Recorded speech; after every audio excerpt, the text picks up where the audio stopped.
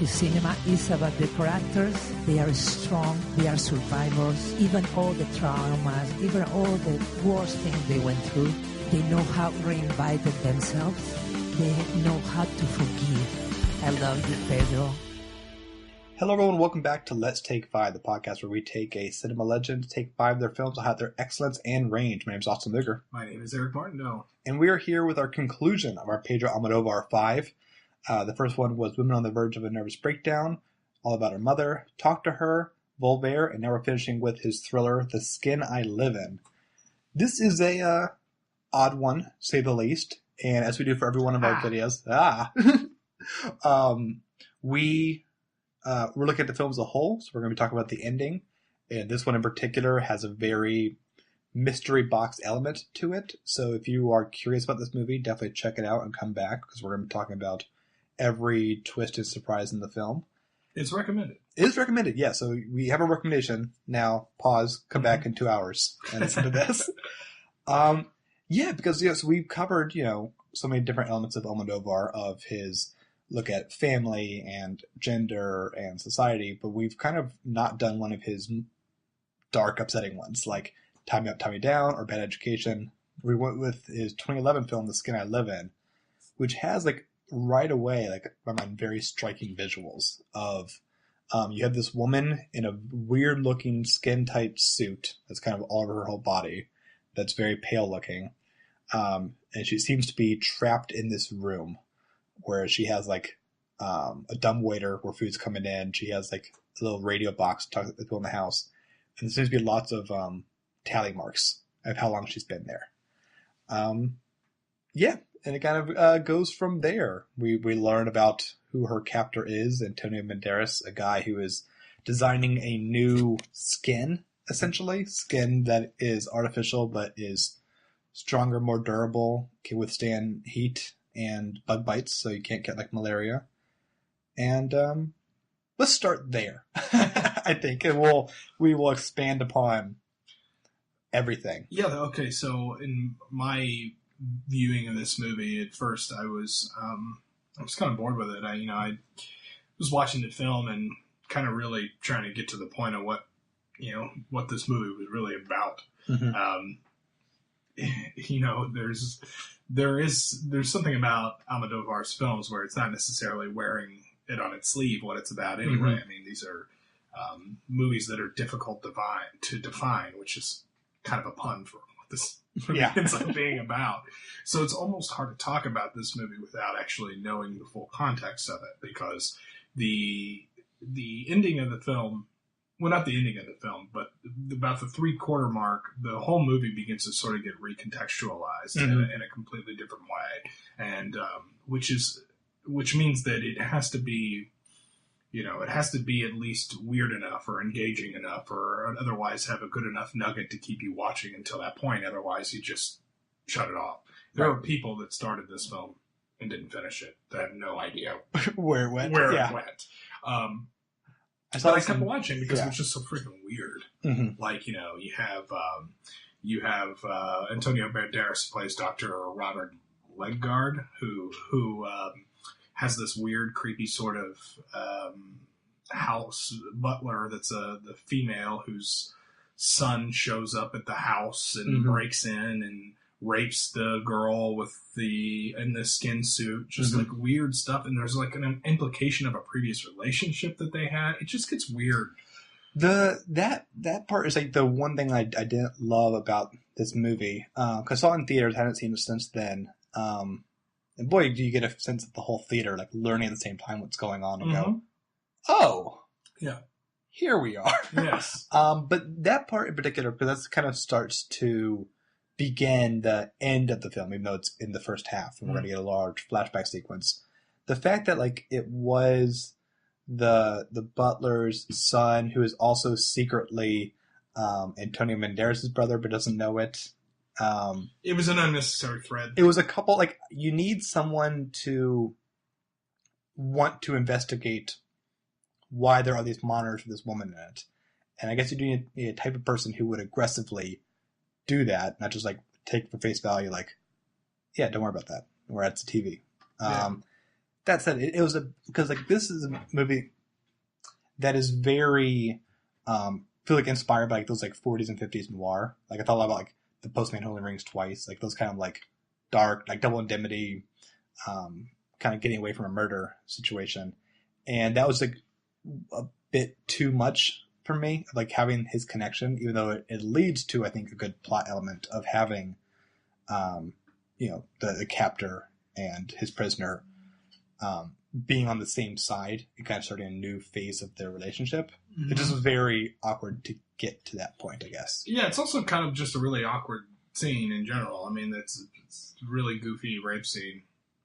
Which is a phrase that we don't like to say. Yeah, which is a phrase that just seems weird. Again, when the film gets recontextualized, the scene makes more sense. Mm-hmm.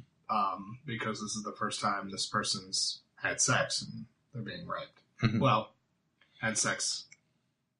A lot going on in the movie. As a spoiler wall. Here we go. Woman. Right. So we see in the flashback, which is I think 6 years earlier, we have Antonio Banderas' character, and while he's at this kind of like formal party, he sees who is I lost track of the relationship. Was that his like sister? It was his daughter. His daughter, right? Because his wife died in a car accident, mm-hmm. and that kind of led him to like make the skin because she burned up. She was to have a skin that like would not have let her die, kind of thing. This is his daughter. He sees at this party this young man rape his daughter, and so his rapes his daughter.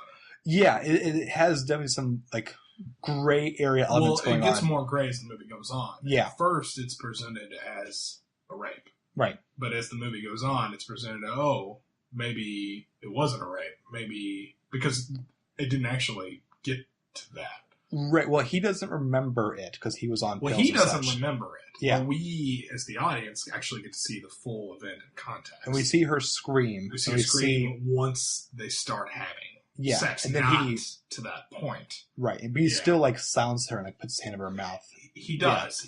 But I think the fully showing more context of the scene was to show you that it wasn't necessarily because the first time we see it, it looks like it's a rape. It's cut and dry, which gave to the irony of him her getting raped at this point later, because it's him and her is the same person. You following along out there? So that happens. And then later they were making out, they were kissing or whatever, and she was so high on drugs that she forgot who he was, or something like that. There seems to be an implication there. And once she hits him, or he hits her, I don't remember, he leaves. He goes away. And then later he's picked up by Antonio Banderas, who then drugs, chains him up, tortures him. You've seen the movie more recently than I am, so maybe I'm misremembering it. Maybe it was just a bona fide rape, but I seem to have thought there was there's difficulty with it, and I'm not at all the person to kind of go, this is rape, this is not rape kind of thing. Well, it's clearly rape in the first time you see it. Yes. And so Antonio Banderas, this is his daughter. He kidnaps, tortures this guy, chains him up, and then starts to experiment on him. Right. Basically without this person's consent, giving him a sex change. Right. And then using his experimental skin on this now woman. And that's what the flashback essentially is. Yeah, you find out, so the recontextualization is to find out that the man we followed that raped his daughter, maybe, is now the woman that he was experimenting on. Right. And that changes the entire movie to this point, and everything. It makes all the scenes they've had together make sense it makes more sense, and they also get creepier because there's an odd sexual tension that has arisen between Antonio Banderas and this new woman. His experiment, this new woman. And so, we've talked about 4 previous films, and all of those, to one degree or another, with Talk to Her being the least, would be in a comedy setting. It is like bad things happen throughout, but it's still a very warm movie. This is very much not that. This is a really like upsetting psychological thriller, because it has those noir elements and it has the mystery box of what is going on, it is still like fun's the wrong word, but it is still entertaining to watch. Mm-hmm. You know, it's all set around this like repeated theme of violation of the body and living with that trauma and experience. It's the skin I live in. Mm-hmm. And to kind of, especially with this idea of this kind of artificial skin being your skin, you kind of just feel trapped in this forever prison of Right. This body is not yours in the most literal sense for this new woman. Which leads me to what I think is the cornerstone of what this film is all about, Mm-hmm. which I think I spoke with you a little bit. I think this film exists as a way to turn sexual dysphoria, sexual, basically people that feel like they were born with the wrong genitalia. Sure, right. This is a way to turn the film on those people Mm-hmm. and have them think introspectively. Mm-hmm. Because what you end up having is, this is a sex change that was unwanted. Mm-hmm. So this person now is a woman who did not want to be. So he is quite literally a man trapped in a woman's body, which turns that whole thing on itself. Mm-hmm. Because it's not something that people who I don't like to use the word privileged because that's been a politicized word, but people that don't experience gender dysphoria, don't have that feeling, that's not something they'll ever understand. Mm-hmm. You know, they talk about it like they're outside of it and they don't understand it. This is a way of turning it on them. Right. And I couldn't help but feel that way in the absolutely. film because it was the first time I ever thought about that. Mm-hmm. I've never thought about that because that's just not part of my life. It's not who Right. I am. This person was violated in one of the craziest ways possible. And that's like, because this is such a insane thing that happens and such an upsetting thing that happens, there is a very weird use of empathy in this film because we're watching a man who raped or doesn't know he raped the interpreter's daughter, and yet At the very least, there were mitigating factors. You're right, and there was still like, and yet he becomes the most sympathetic person in the movie, and that is such a, honestly, an Almodovar-like complication of we're like looking at this person, and by the end you feel terrible for this person who's gone through this level of torture that, I mean, just like how rape can kind of cause forever trauma and you are changed from that, it is something, I don't know, real, because he's now going through a similar thing. Essentially, he is being raped in so many different types of psychological elements, including actually being raped. Yeah. And then having this like slavery element attached to this upsetting element of Antonio Banderas now falling in love with his creation. There's also something, I don't know, I just thought this was really sort of neat and totally fucked up, but also like original. So like earlier in the film, the guy that, again, we'll call it a rape, just so we know it is. The person that got changed into a woman, this guy, this rapist who, like I said, there were some mitigating factors that were revealed later in the movie, but it's been a couple months since I've seen it. But he worked at a tailor with his mom, as I believe. Mom and sister. His mom. Yeah. That's later. Yeah, sorry. yeah. So he worked there and there was another female that worked there that he asked out on a date. Yes. And he really, really liked this woman, but this woman was a lesbian. Mm-hmm. Well, the riding off into the sunset in this film is really bizarre because when who's now a she, escapes her captors, she goes violently to see her mom again. Yes, violently, yes. And I'm sure we'll talk about that. Goes to see her mom again working the same place because it's been missing for years at this point. And he sees her again, and now there's this chance at a budding romance because he's always he loved her whenever he was a man, and now he's loving her as a woman. I thought that was such a weird, but also like kind of awesomely original denouement to this film. Like I was like, wow, because they set that up, an hour and a half earlier. And then it pays. It actually, I didn't expect that to pay off. Right. I mean, it kind of goes to on a lesbian. I'm like, okay. Yeah. Oh wait, now this is okay. Yeah.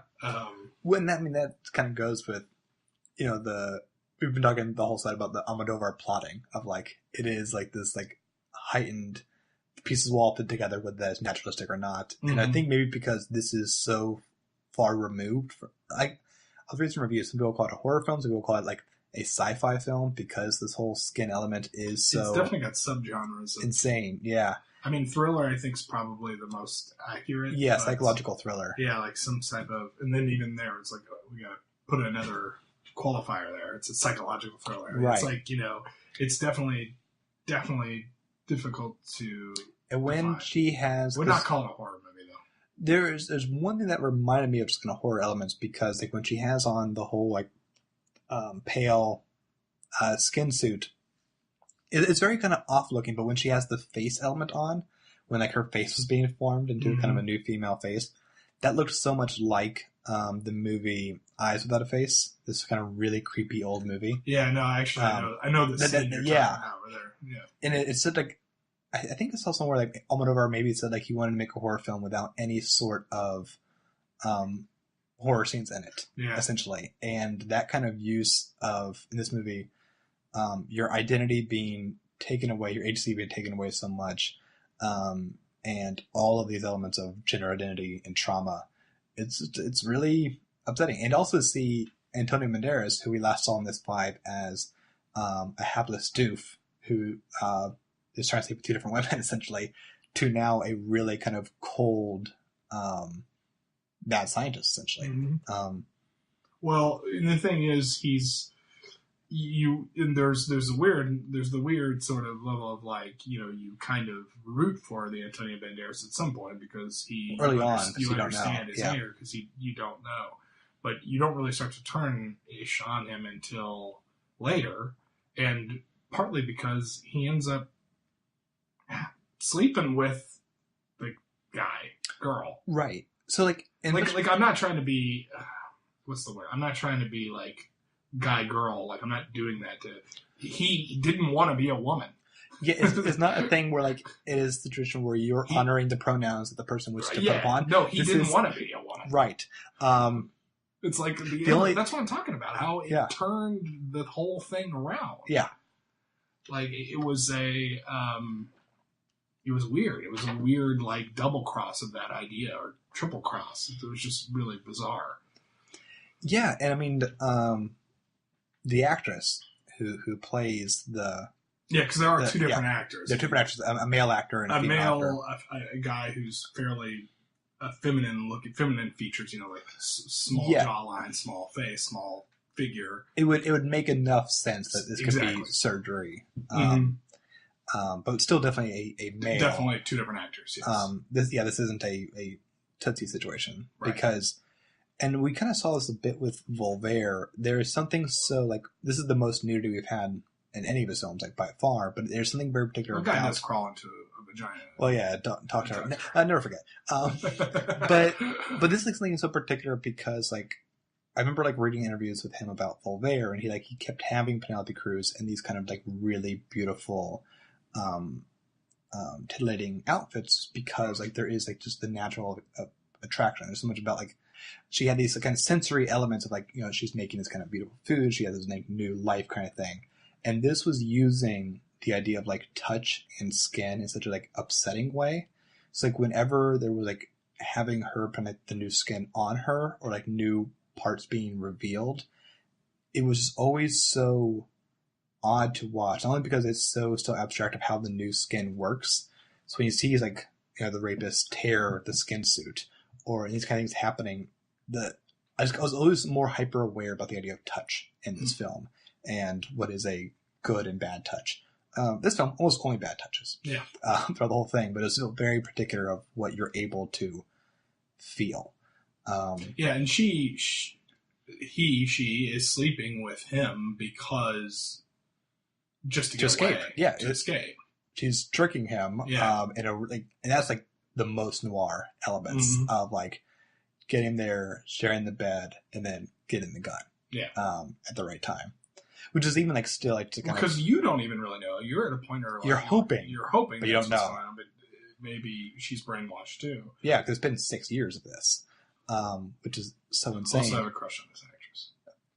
Glad you got that. Don't tell my she wife. she is incredible in this movie. I mean, her performance is outstanding. Yeah, she's great. You know, you mentioned a thing earlier that did get me thinking too. You know, in regards to like wanting to look at Penelope Cruz be beautiful in the scene, and it just draws your eye. You know, and sort of the film is beautiful. She's beautiful.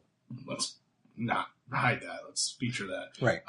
You know, it kind of reminds me of like, you know, what you learn like when you're watching theater or scenes that are like, you know, with two people, depending on the type of play, but in general sense, two people that have contrasting or otherwise, if there's two characters in a room that could be sexually attracted to each other. So either it's a homosexual or heterosexual relationship, but there's just two characters whose those sexual orientations align with each other, whatever that might be.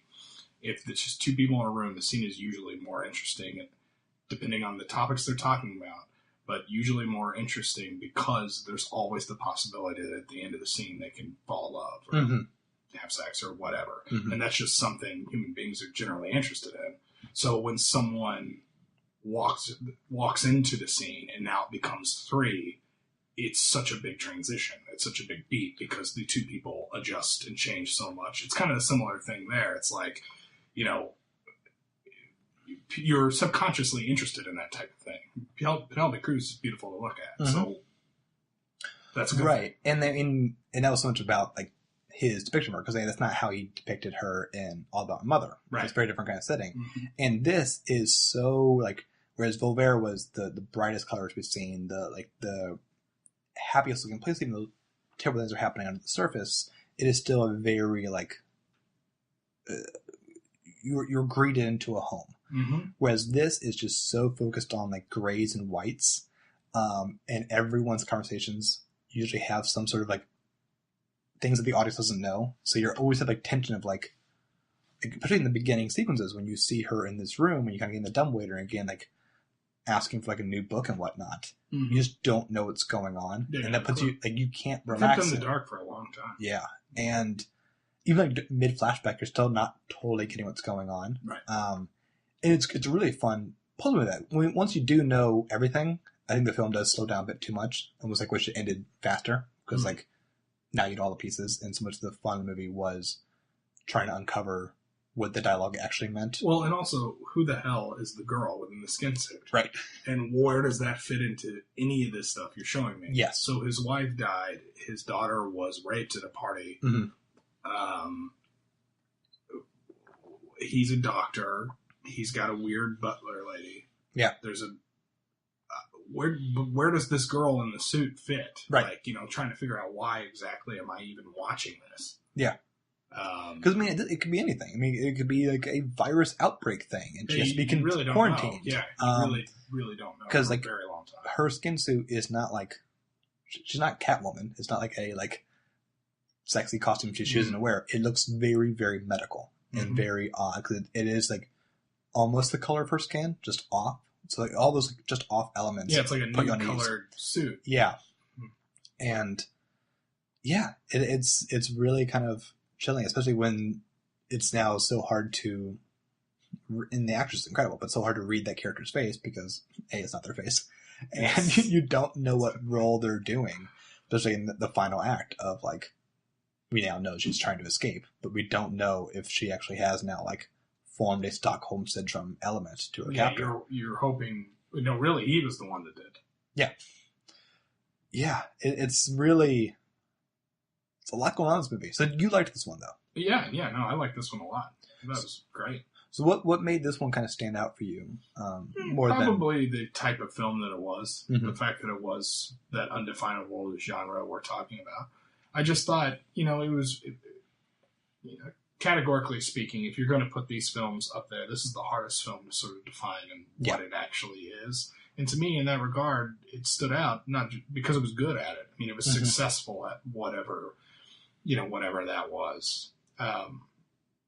it's so different tonally. I mean, well, actually not that much different tonally, but it's different in the presentation compared to the other films. And it's a really good, I mean, it's probably a little lowbrow from a lot of people that are into his films, but that's kind of what I liked about it. Mm-hmm. It's kind of a dirty, gross, grimy thriller. Yeah. Ebert talked about that in his review because like he liked it because like Almodovar's one of his favorite directors. Yeah. But he gives him 3 out of 4 and he goes like, yeah, it's technically brilliant. All the things mentioned for Almodovar's canon, but man, do I never want to watch this film again. Yeah. It's just so gross and upsetting. And to me that is effective as well. But I was so worried after watching those first 4 again because I saw this in theaters in 2011. And I was just so like, I remembered the twist, I remembered the elements, I remembered the ending. I'm going like, is this movie going to be a clusterfuck? Like, it's all those like plot points are so insane that I'm going like, did I like it more than I probably should have, 8 years ago? But I'm really glad that it held up rather well. I don't know if you've heard this podcast while watching the film, if we made this sound anywhere near likable at all. Cause like to me, I think it's a very upsetting movie. It is upsetting. Like I think on my short list of films I never want to see again, one of them is Irreversible. Heard of this film? Cries and Whispers. Oh god, a lot of upsetting things happen in these films. I didn't purposely put it on something. Yeah, we'll talk about in the next episode because of that. Yeah, but like Irreversible is this movie. It's made by Gaspar Noé, who makes insane movies like Enter the Void, and the upcoming film Climax. But Irreversible is a movie that's in reverse. Every scene, the next scene will be the previous thing that happened in the timeline. But it's about the aftermath of this woman, Monica Bellucci, who was raped, and the revenge elements from that. That rape scene is the most upsetting thing in the history of cinema. It's a really good movie that we'll never ever watch again, but that sequence is so like I like paused the film and paced the house a little bit. Like it's so upsetting, and this film is not that. I can watch this film again. This skin I live in. Irreversible is very effective at making like the most horrifying non-horror movie ever made, but this has it's always worth discussion, and the mystery elements of the movie make it easier to recommend, I guess, because it's a good mystery. Yeah, everybody knows the accused has the best rape scene.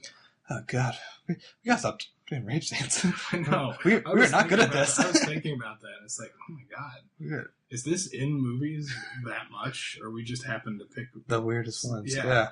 This movie has 2 rape scenes in it. I was thinking just 2. I mean, 2. Yeah. I mean, the third is consensual as a means to an end. Yeah, and I guess the whole thing's a rape metaphor. It's a lot. Yeah. I mean, what's up, dude? Wow. Yeah. Well, that's a good place to end it. Yeah. Well, close it there. So, that concludes our Pedro Almodovar 5. We'll be back on Wednesday as we wrap up the 5 and kind of look back at his career as a whole. Also, tune into that episode for a special announcement. Big announcement, as we always discuss what we're going to be doing after that. So check that out on Wednesday. Until then, you can go to theartmore.com, check out any episode of this podcast, or the podcast that we have there, including The Immortals, where myself and 3 others review the 1001 movies, albums, songs, and TV shows you must consume before you die. This week, we reviewed Rocky and Scrubs, which were very fun stuff. And also, Ad Absurdum is a podcast where Sarah and Meredith are 2 real-life lawyers who discuss the legal implications of pop culture. They had a very special episode come out last month where they discussed the legal implications of The Santa Claus, starring Tim Allen, which is a complete delight. Check that out. They should have another episode coming out in February, but I'm not going to jinx what the title is. But yeah, leave us a review on iTunes. Special thanks to Adam Lord for all the great drops he does. And where can we find you, Eric? Constant Diversion. That's my YouTube channel. I think everyone should subscribe if they haven't done so. I probably have at this point, right? They better have. We can find names and IP addresses, right? Yeah. No, I have no idea to do that. I'm not going to do that. If I did. We're joking. Oh, God. We'll see if I edit that out. Ha! I didn't. Until next week, I'm Austin. I'm Eric. Bye, everyone. Bye-bye.